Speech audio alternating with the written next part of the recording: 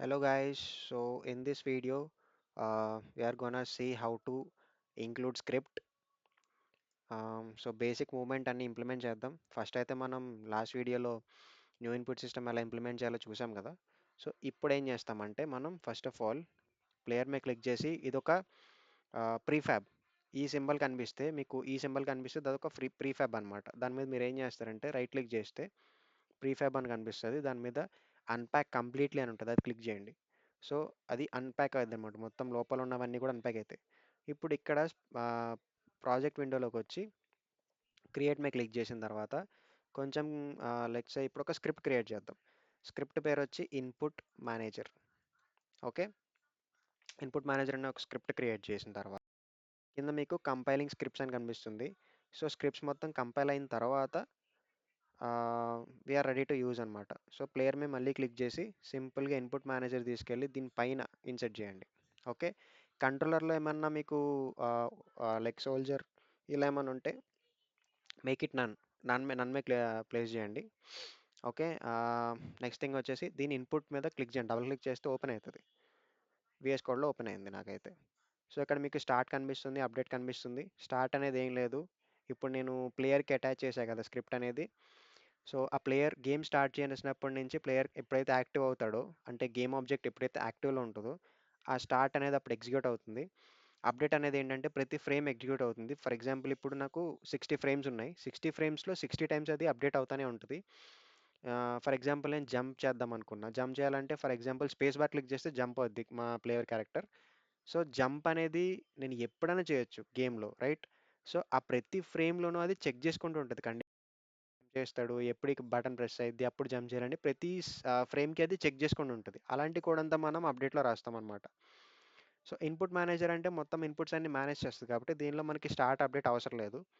So first ఏం చేయొచ్చు అంటే 1 సెకండ్,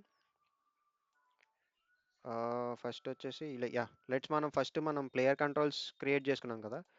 సో ప్లేయర్ కంట్రోల్స్ ఆ ప్లేయర్ కంట్రోల్స్ నుంచి ఆ, మనం దీన్ని ఏమంటారు, ఒక ఆబ్జెక్ట్ క్రియేట్ చేస్తున్నాం ప్లేయర్ కంట్రోల్స్కి, ఆ స్క్రిప్ట్కి ఒక ఆబ్జెక్ట్ క్రియేట్ చేస్తున్నాం.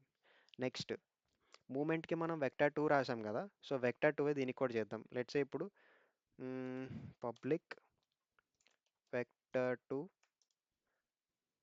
Moment input.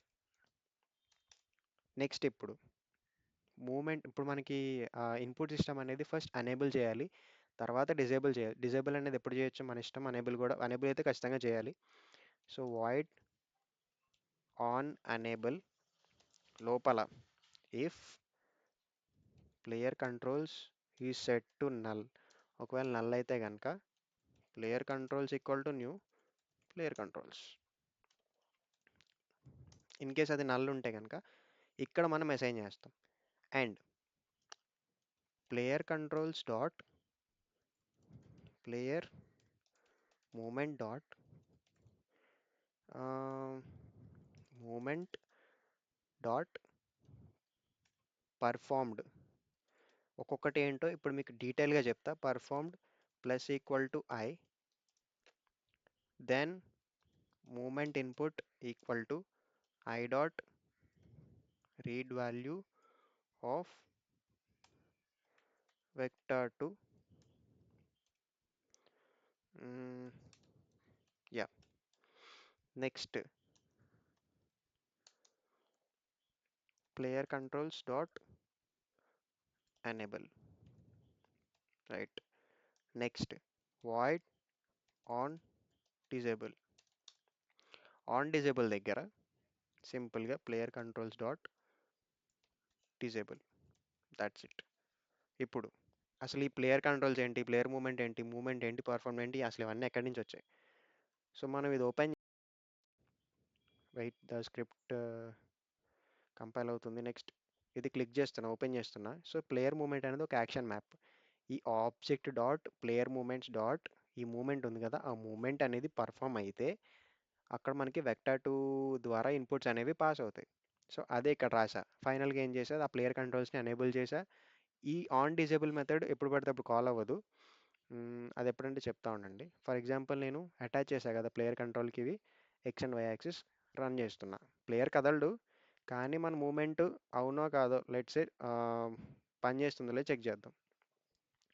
అండ్ ఇంకొకటి ఇక్కడ మనకి ప్లే అన్‌ఫోకస్డ్ అని ఉంది. 3 ఆప్షన్స్ ఉంటాయి. Play focused, play maximized, play unfocused. Unfocused అంటే మనకి విండో యాక్టివ్‌లో ఉండదు. జస్ట్ గేమ్ ఆన్ అవుతుందంతే. మనం దీని మీద క్లిక్ చేస్తే అది ఫోకస్ అవుతుంది. ప్లే ఫోకస్డ్ అంటే మనం ఏ ట్యాబ్‌లో ఉన్నప్పటికీ రన్ సింబల్ మీద క్లిక్ చేస్తే ఆటోమేటిక్‌గా గేమ్ అనేది ఈ గేమ్ ట్యాబ్‌కి వచ్చేస్తది. ప్లే మాక్సిమైజ్డ్ అంటే ఆటోమేటిక్‌గా గేమ్ క్లిక్ చేయంగానే ఇది పెద్ద స్క్రీన్ అయిపోద్ది. ఓకే.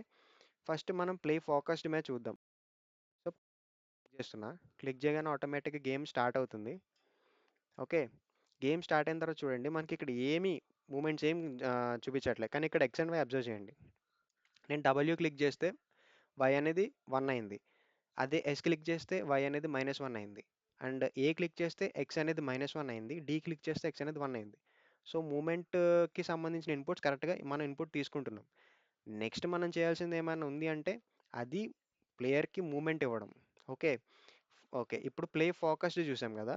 ఇప్పుడు మనం ప్లే మాక్సిమైజ్ చూద్దాం. ప్లే మాక్సిమైజ్‌లో పెట్టి రన్ చేశా. అప్పుడేమవుద్ది? గేమ్ స్టార్ట్ చేసిన తర్వాత మనం ఏ ట్యాబ్‌లో ఉన్నప్పటికీ కూడా గేమ్ పెద్దదయిపోద్ది. ఆటోమేటిక్‌గా గేమ్ పెద్ద వ్యూలో వస్తుందనమాట. అది ప్లే మాక్సిమైజ్డ్. నెక్స్ట్ ప్లే అన్‌ఫోకస్డ్ మీద క్లిక్ చేసి లెట్స్ సే నేను సీన్‌లో ఉన్నా. లేకపోతే ఇక్కడే ఉన్నా. నేనేం ఫోకస్ చేయట్లే. సింపుల్‌గా రన్ చేశా. రన్ చేసిన తర్వాత జాగ్రత్తగా అబ్జర్వ్ చేయండి. ఫోకస్‌కి, అన్‌ఫోకస్‌కి డిఫరెన్స్ ఏంటో. ఇప్పుడు గేమ్ ట్యాబ్ అనేది ఫోకస్‌లో లేదు. సో, ఇప్పుడు నేను డబ్ల్యూ క్లిక్ చేసినప్పటికీ మన వై అనేది 0నే ఉంటది.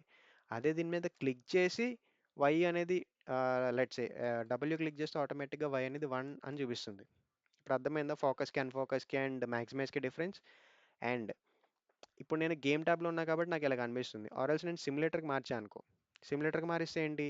నేను ఇప్పుడు ఇది ఆండ్రాయిడ్ డివైస్‌లో టెస్ట్ చేయాలనుకున్నా, లేకపోతే మొబైల్ డివైస్ ఎందులో టెస్ట్ చేయాలనుకున్నా నాకు ఇట్లా ఉంటదనమాట. లెట్స్ సే మనం పిక్సెల్‌లో టెస్ట్ చేద్దాం. పిక్సెల్‌లో టెస్ట్ చేస్తే గేమ్ ఇట్లా చూడడానికి ఇట్లా ఉంటదనమాట ఫోన్‌లో. ఓకే.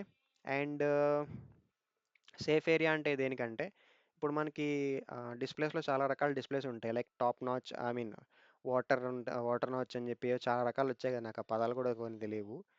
సో, ఇక్కడ ఇది ఉంది. ఈ సేఫ్ ఏరియా అనమాట. ఫోన్ టు ఫోన్ మొత్తం మారిపోతుంటాయి డిస్‌ప్లేస్ అన్నీ. కానీ ఏ ఫోన్‌లో అన్నా సేఫ్‌గా ఉన్న ఒక ఏరియా ఉంటది. అంటే కంట్రోల్స్ అన్నీ అక్కడ పెట్టుకోవడానికి. సో, అది సేఫ్ ఏరియా అనమాట. అండ్ రొటేట్ అంటే తెలిసిందేగా. అటు ఇటు రొటేట్ చేసుకోవడం. మనం ఫోన్‌లో ఎలా కనిపిస్తుంది అవుట్‌పుట్ అనేది. Fit to screen let's say ఇది ఇది ఫిట్ అవ్వడానికి. ఓకే. ఇదంతా సిమ్యులేటర్‌లో టైప్స్. మనం గేమ్‌లోకెళ్ళిపోతే ఇవేం కనిపియవు మనకి. సింపుల్‌గా గిజ్మోస్ అంటే ఏంటి? ఫ్రీ యాస్పెక్ట్ అంటే ఏంటి? మళ్ళీ ఫ్రీ యాస్పెక్ట్‌లో ఇప్పుడు 4కే అల్ట్రా మీద క్లిక్ చేసామనుకో, మన గేమ్ చూడడానికి ఇలా ఉంటదనమాట. అంటే 4కే స్క్రీన్స్ అలా ఉంటాయి కదా! సో, బేసికల్లీ మనం ఫ్రీ యాస్పెక్ట్‌లోనే చూస్తాం. ఎందుకంటే అది ఇండిపెండెంట్ ఆఫ్ స్క్రీన్ అనమాట. ఏ స్క్రీన్‌లో ఉన్నా కూడా ఆటోమేటిక్‌గా అది అడ్జస్ట్ అయిపోద్ది. సో, ఇక్కడితో మనకి జస్ట్ ఎలా ప్లేయర్‌ని అంటే మూవ్‌మెంట్‌ని ఎలా ఇన్‌పుట్‌ని ఎలా తీసుకోవాలో చూసాం. నెక్స్ట్ వీడియోలో ప్లేయర్ మూవ్‌మెంట్ మొత్తం చూద్దాం. ఓకే.